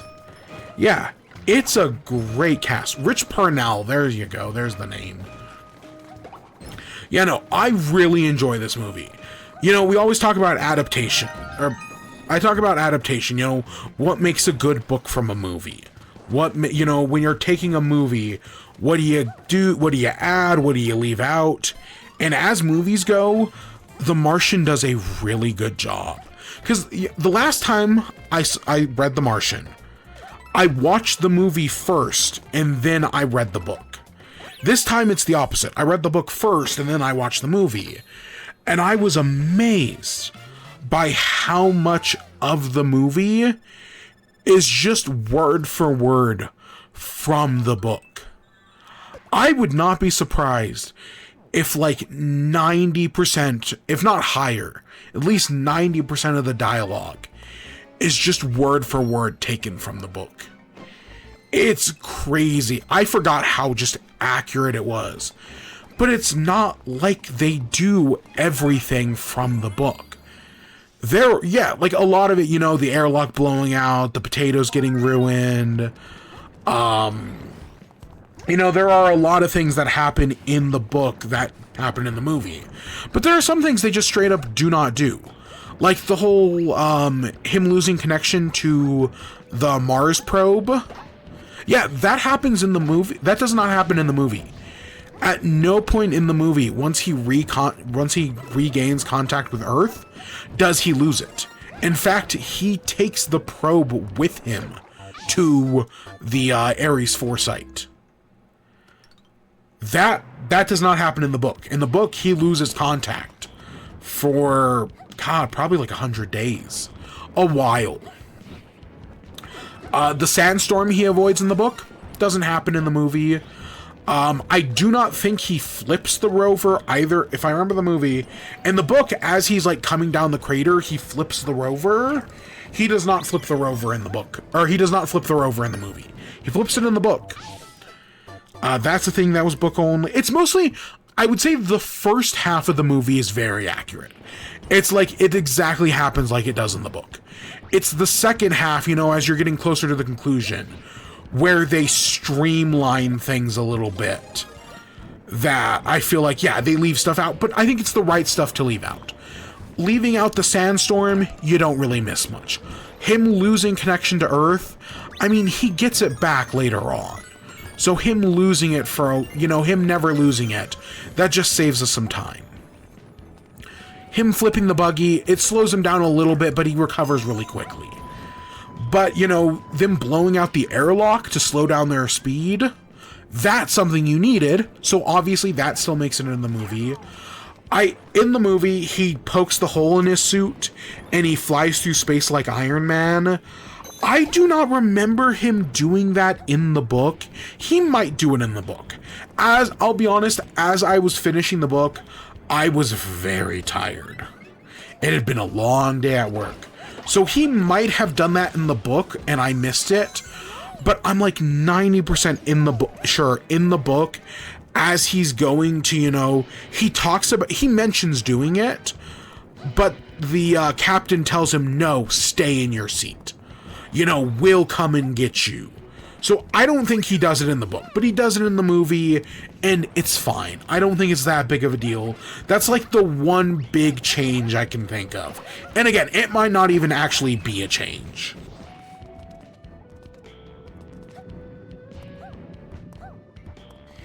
And then the other change I noticed from the end is that, right, the book ends off with him still on the spacecraft as they've started their return journey to Earth. The movie, however, cuts to, what, like a year-ish later, like 200-ish days later, where Mark Watney is now back on Earth, and he's at, you know, NASA teaching the next generation of astronauts. The movie ends with this very, like, hopeful scene that, hey, you know, they were able to bring Mark Watney back. And, you know, the Ares mission will continue. You know, they're getting ready for Ares 5. You know, we get to see, you know, the first Chinese person in space. And as he's, you know, preparing that next generation, we get, you know, it's a very, like, not that the book doesn't have a happy ending. The book does. But the movie takes it, like, one step beyond and, like, applies it to, like, the whole of space travel. That, hey, it's not just we saved Mark Watney, but we saved space travel for, like, all of humanity. Things are more hopeful than ever before. So that was great. I actually, yes, they do extend the ending, and they probably only add, like, a few minutes, but it's something that I could see in the book. Like, if you let the book go on, like, if you did, like, an epilogue that was, like, 1 year later, it's the exact kind of thing I would expect to see in, like, a 1 year later in the book. So I do think that was, you know, that little change was a good change for the book. I did enjoy that. And yeah, that's The Martian. It is a fantastic movie. It's a fantastic book. And I hope Project Hail Mary in like 2 weeks lives up to it. I really do hope it does. But we'll see. So let's talk about Artemis real quick. So, right, in between The Martian and Project Hail Mary, which I don't know if I mentioned this last week. The Martian came out back in like 2011. You know, movies like 2015, 2016, books 2011. If you had asked me, well, when was Project Hail Mary? I would have guessed around that like 2015, 2016 era. You know, somewhere's in between, you know, the Martian book and the Martian movie. The Project Hail Mary book is only like 2021.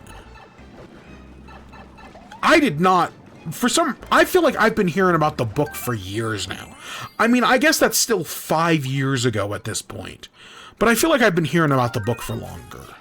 But I guess in between Project Hail Mary and The Martian, Andy Weir wrote a book called Artemis, which is a heist book about a civilization on the moon. So it follows the main character, Jazz, who is one of, like, the few thousand people who lives on the moon, which the moon, you know, it mostly sucks. It's just like a tourist place. It's like a tourist resort. But she's one of the people who lives there. Like, I think there's like 3,000. It's not that many, like, permanent residents. And it's a heist. You know, she's heisting the oxygen. Or here's the thing. I started this book. I started the audiobook. I'm less than 2 hours. I'm about 2 hours in. And the entire time I was reading it, I was so tired. I remember, like, the first, like, 30 minutes really well. And then after that, I don't fucking remember. I only remember, like, bits and pieces. I'm gonna have to start this one over. You know, there's, like, an old quote that's like, don't read in bed. That's been Artemis for me so far. It's just don't read in bed. I've only been reading this, like, late at night. And I'm gonna have to start this one over. It's got an interesting premise. You know, it's a heist on the moon, and, you know, she's trying to steal, like, the oxygen chip. So that way, I want to say it's the Vietnamese can, like, privatize the oxygen. I don't know, it's something interesting like that. And, yeah, it's just like, okay, I like the idea. Heist movie on the moon. On the first ever, like, lunar colony. The year's, like, 2080. Okay, I'm interested. But I've just been so tired this week. It's been such a busy week. But I'm gonna hopefully restart it and get back to it. There are some very interesting things going on in it. So Jazz, our main character, in the audiobook, it's Rosario Dawson reading her. That's fantastic. I big fan. So that's great.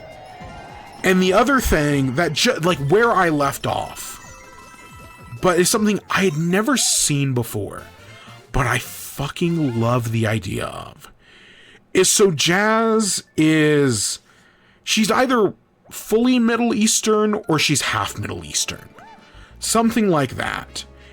And so, you know, she's doing reconnaissance. She's, you know, trying to figure out, like, where she's breaking into.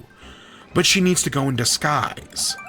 So she wears not a burqa, not a hijab. It's like a...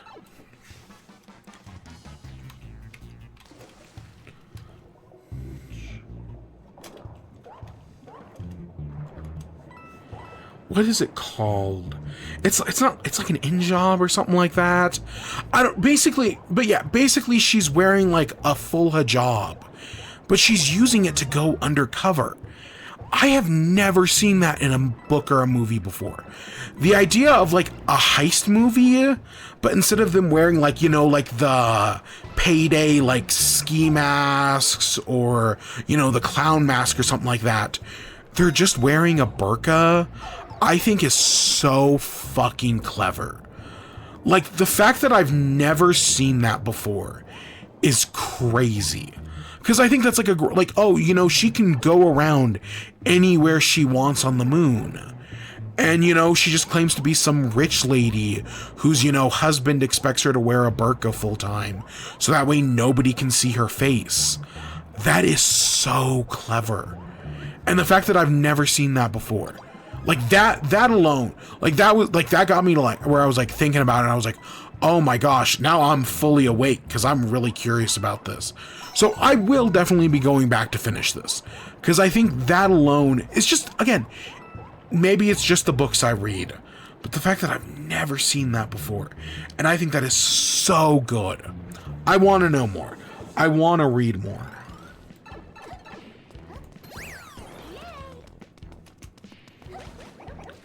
What is it called? Is it a niqab? N-I-Q-A-B. Maybe that. So it's not a burqa, but it's, yeah, N-I-Q-A-B. She wears that.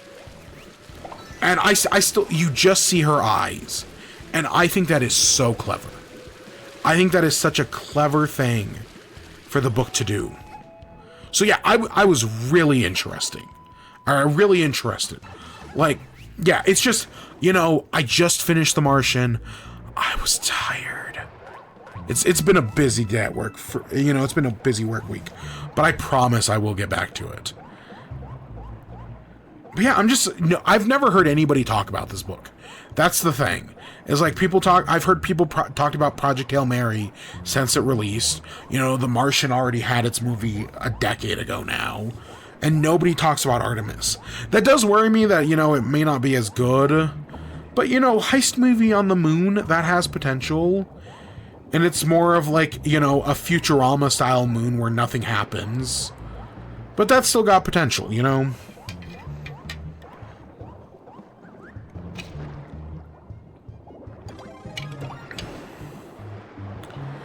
So the final thing we got to talk about, at least the final thing I've written here,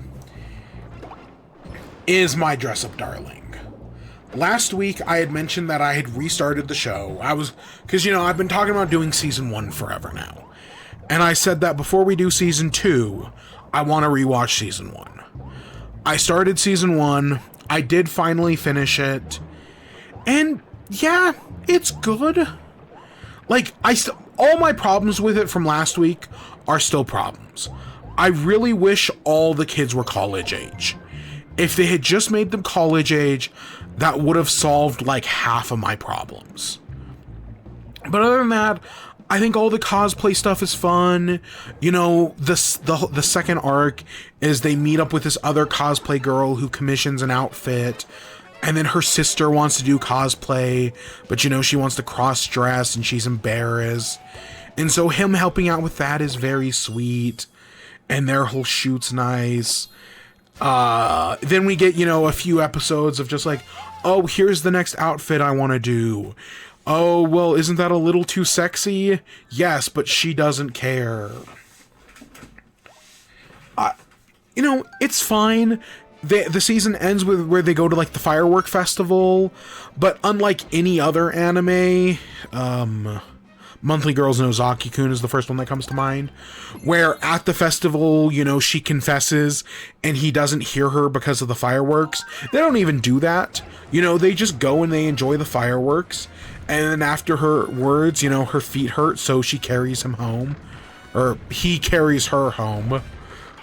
And yeah, it's just got a sweet ending. Yes, I do like the fact that by episode 6, she has just fully admitted that she loves him. And you know, it ends with them talking on the phone. He falls asleep. And after he's asleep, she admits that she loves him. I do like that. I like the fact that, you know, and most of these shows, it's the guy, you know, the guy who's like, oh, I love you, and the girl doesn't hear them. Monthly Girls no Zaki-kun is not a good example of that, because, you know, it's the girl who's in love and the guy who's oblivious. But no, in this one, you know, by this point, they both have a crush on each other. She's fully admitted it. He either doesn't know, or he's still, you know, kind of in denial about it. But either way, I think it's a good place to end on. I have heard with the second season that they do not start dating by the end of it. That, you know, even though the obvious place is like, oh, by the end of the second season, they should be dating. I guess they're not by the end of the second season, from what I've been told. And because, you know, we talk about like slow burn romance. I wouldn't even say this is slow burn romance. Again, she admits she's in love with him by episode 6. It's just him who takes some time to figure it out. But I don't know. I do like the characters. They're all very likable. You know, Marin is, you know, she's fun. She's got energy. I give a lot of you know, I like Amelie as a voice actress. I think she's got a good energy to her, and I think she pulls off the character very well. Because yes, I am watching the dub. So yeah, so far I enjoyed the anime, and I'm curious to see the second season. Will I check up the manga afterwards? I don't know. Anything's possible. But I don't know. You know the manga I was thinking about? 100 Girlfriends. I've said, but 100 Girlfriends is one of my favorite animes / mangas, because I've read at least 100 issues, and I think it's a lot of fun. Yes, it's a dumb harem anime, but it's got the most sincerity of any harem anime. I find it very charming. Is it the author's poorly, disguised fetish? No, it's just the author's fetish. Like, there is no disguising it. But it can be fun. It can be. I really like Rentaro. That's the main guy, right? Rentaro. I really like Rentaro. He's such a likable protagonist. And I was thinking about it the other day because I saw somebody talking about it, and I was like, God, I really should catch up on that manga. I'm at least 100 issues behind. And I looked at the issues where I left off, because I left off like right after 100. And I was like, oh God, I don't remember half of these characters. Like, I remember, I kind of remember the American. I definitely remember the grandma, for better or worse. I kind of remember the cousin. For like every character, I remember the karate girl who wants to be babied. Like, for every character I do recognize, there's at least one I didn't.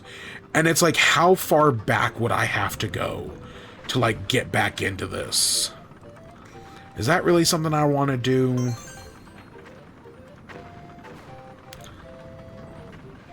Or do I just want to, start... I don't know. If My Dress Up Darling Season 2 is good enough, I will check it out. I'll check out the manga. If it is good enough. Because I know it's over. It ended last year sometime. So I would be curious enough to check it out. Because it's not fucking Rent a Girlfriend, which is still one of the worst things I've ever seen.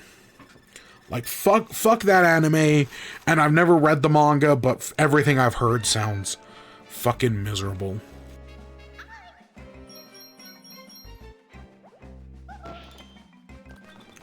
Alright, we've got like we're gonna finish this world. This is not even though this looks like the end of the game. Spoiler alert, it's not the end of the game. We've got a whole other world after. This is just World 7. Which they call World Castle for some reason. I don't know why they do that. It makes it harder to Google. But we're going to do these last 2 levels. And then we're going to end off. And next time, we'll beat the game and start the post-game. Because at the end of the day, my goal is to 100% this game. I do think we will be able to do that.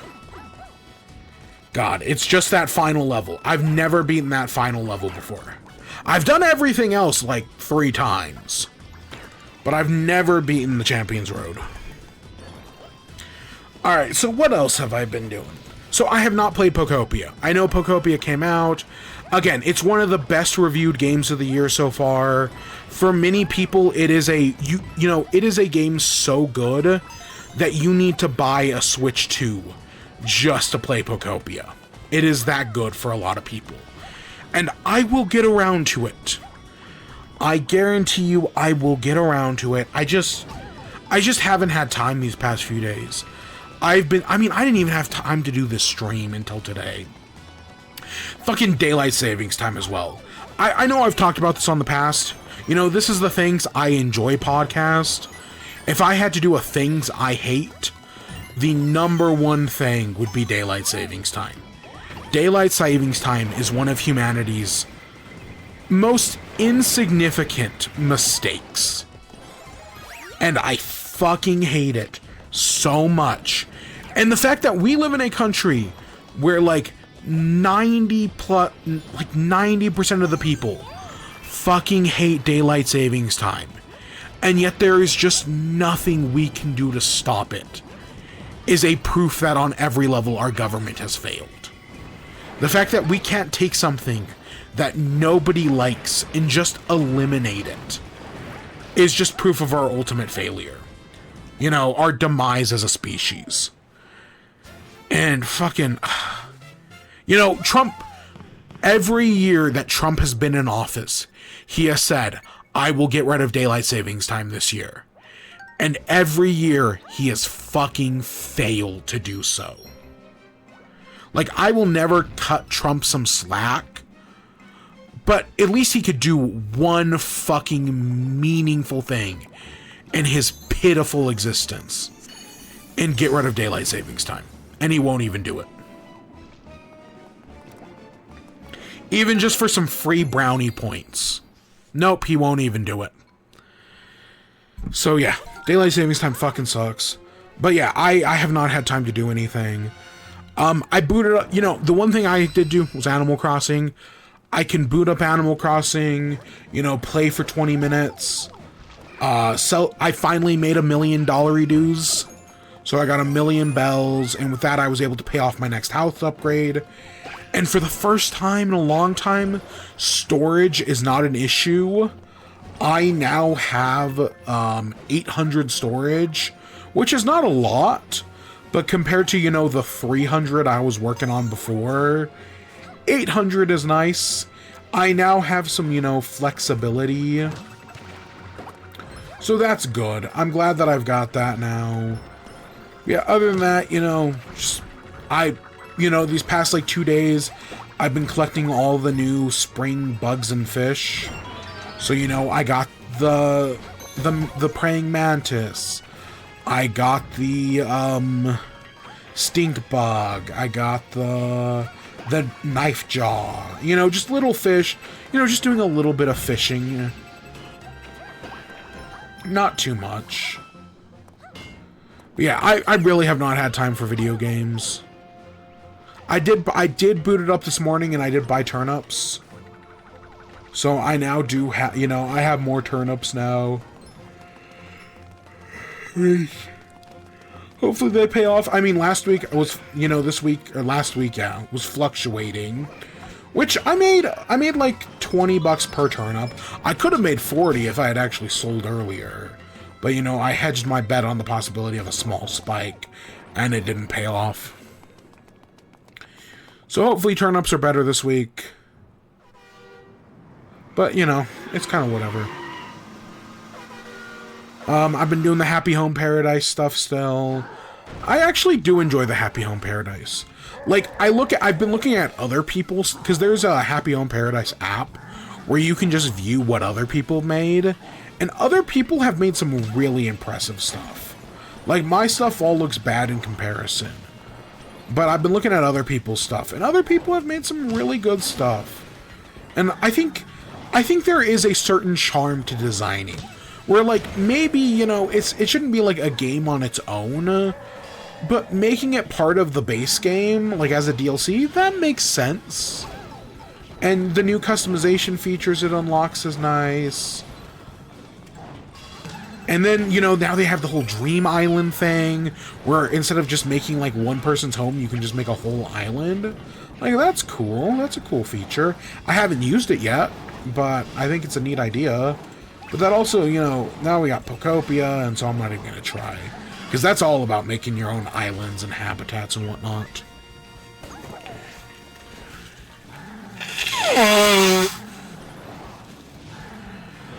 I have not been playing Pokemon Fire Red and Leaf Green. I haven't even touched it in the past week, you know. I beat 4 gyms with Erica, and that was the last time I did anything on it. But you know who did play some of it? My mother. I had my mother start Fire Red and Leaf Green. I feel like it's been a while since we've talked about her playing games. She started Leaf Green. She picked Squirtle. She named her Squirtle Squirt. And she's picked, you know, she's only done, like, she's got a Pidgey, she's got a Rattata, she's got a Caterpie, or, as I knew she was going to call it, Caterpie. And she's got a Weedle. But she just started, like, yesterday. So she's not even played more than, like, 2 hours. Yeah. Because she beat Scarlet and Violet, you know? She never did the DLC, but she beat the base game. She beat, you know, all 3 of the stories. She went into the crater, did all that stuff. Yeah, Fire Red and Leaf Green is definitely different for her. You know, it's very old school Pokemon, but I'll see how she fares. But yeah, I guess that takes us to our outro. So next week we should be back at a more normal time, Friday or Saturday. I don't know when, but, you know, we'll be back at a more normal time, more normal place. We're still, you know, 3D, we'll beat 3D World next week, and then we'll start working on the post-game. Yeah, again, last week I said there aren't any more directs, and then just randomly this week, hey, Indie World. And then tomorrow, there's a Super Mario movie direct. And the Super Mario movie comes out in like a month, less than that even. So that's right around the corner. But we'll be working on all that in the future.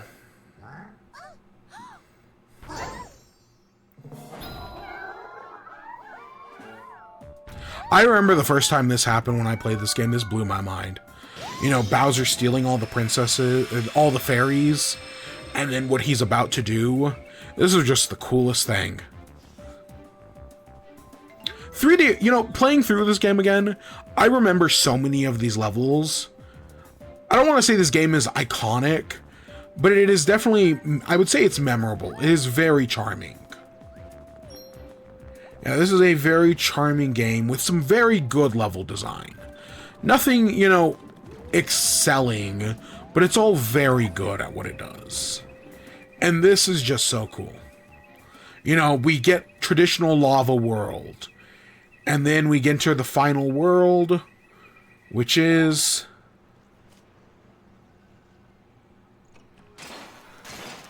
fucking carnival themed. Amusement park. That's amazing. And the music. Oh, that's all so good. But yeah, this is where we're gonna end off for tonight. We'll be back next week. Talk about the Mario Galaxy movie trailer and anything else that happens. There's always something. So with that, I hope you all enjoyed. Stay tuned for more. Till next time. Peace.